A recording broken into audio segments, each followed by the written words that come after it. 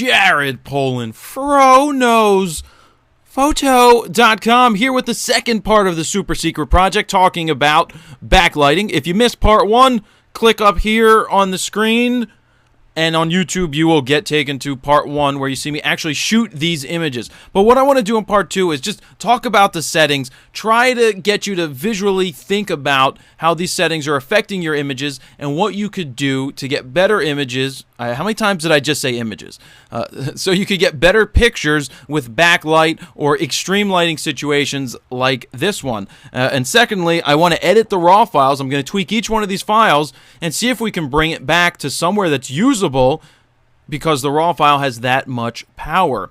So looking at this first image, you can see the sun up top. Huge fireball. Really interesting, shooting right into the sun. They tell you shouldn't do that, but I did it to make a point. And the meter is reading at 1/5000th of a second at f4, ISO 200, 26 millimeters. The reason I shot that wide is because I wanted to get the sun in the frame so that the meter was reading for the sun. Do you see how dark the image is? That's because the sun is so overpowering that's what the meter is reading, and it thinks that it has to compensate for that by going with a faster shutter speed. So what you want to notice when you're looking through a camera, and this is one of the tips that I tell a lot of people, especially when I'm at concerts, if you're looking through the camera and you see something that says, you know it's dark out or dark in the venue, and you see something that says 2,000th of a second, 4,000th of a second, you know that you're getting a false meter reading, or it's probably a good meter reading, but it's off the lights. That's not a place where you want to meter. So you could do spot metering on Kermit's face.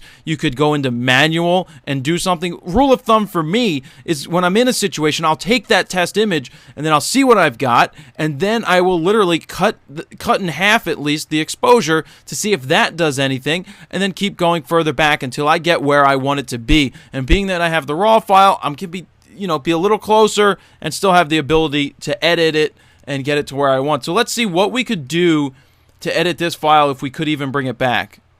I mean, just adding fill light kind of brought it back.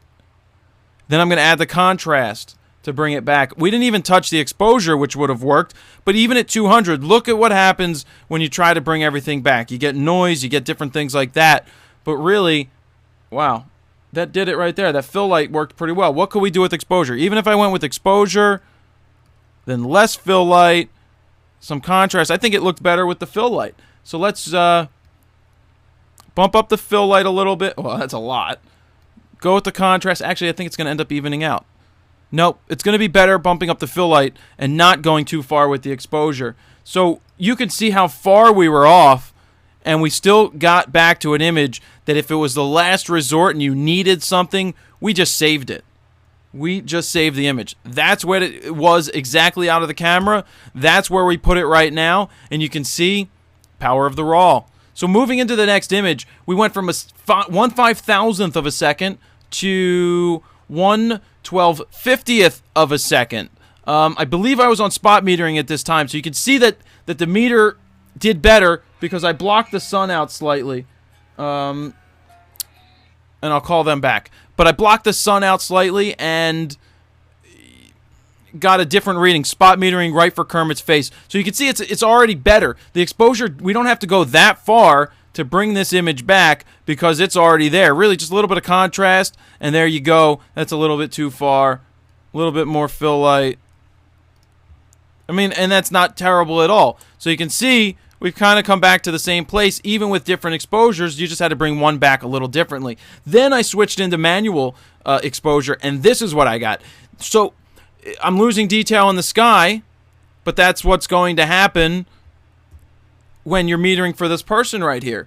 Because you're metering for them, the shutter speed is different. I'm just going to pull back on the exposure. It just shows you I was a little over there, maybe even a little under. But here we go, bringing it back. So I didn't even need to use fill light this time, but obviously I lost a lot of what was going on in the sky, which you could technically bring back using this recovery button, which I did right there slightly, but you lose a little bit of punch in the whole image.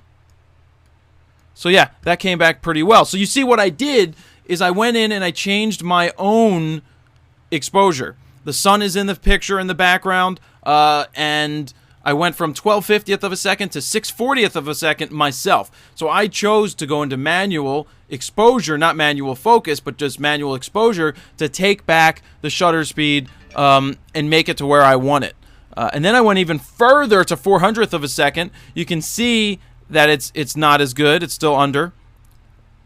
And I just pump up my contrast. I'm going to add a little bit of yellow in here. And boom, we're even close. You know, even there, it's still a good file. Then Kermit sitting in the chair. I just used the same exposure for the next, well, for this one as I did on the photo before, just to show you now that I've gotten it locked in, I can use it each time, and then now I can process it. Really just pumped up the contrast in this one, and the photo pretty much comes together exactly how I wanted it. And then I cut back the exposure again for some odd reason. Didn't need to. But, you know, the contrast, you see how it's hazy? A good way to cut out of this haze, because this is usually what happens when you get the flare or lights in the background or smoke when you're shooting concerts. Pump up the contrast, pump up the black levels. The haze is all gone. That's where it was. This is where it's at. So you can see how, you know, you're pretty close within a stop with this raw file. You can tweak a little bit. And then even further off at a 4,000th of a second, showing you if we metered for that other thing, this is going to definitely be more difficult. But let's go with some exposure. We'll go with some fill light. We're going to go with some contrast. I'm going to go back to a little bit of exposure. You can see a little bit of noise forming, even though we shot at 200 ISO. But if it was the last resort and this was all you had to deal with to get the photo, to get the job done, 9 out of 10 times, most people won't even think twice about saying, wow, you got the exposure wrong and this was where it was at to begin with. I don't think this detail would be there like this if it was just a JPEG file. And I know this isn't about RAW versus JPEG, but again, just showing you the power of what is there, and that's about it. So I hope you learned something in part 2 about the backlight. One was cool, actually seeing me go out there and shoot it. But I like to also, just to give you a visual representation full on the screen so you can see the settings right up here as they were shot, and then how the images could be corrected if mistakes were making. Wow. If mistakes were made. That's about it. Jared Polin, FroKnowsPhoto.com. See ya!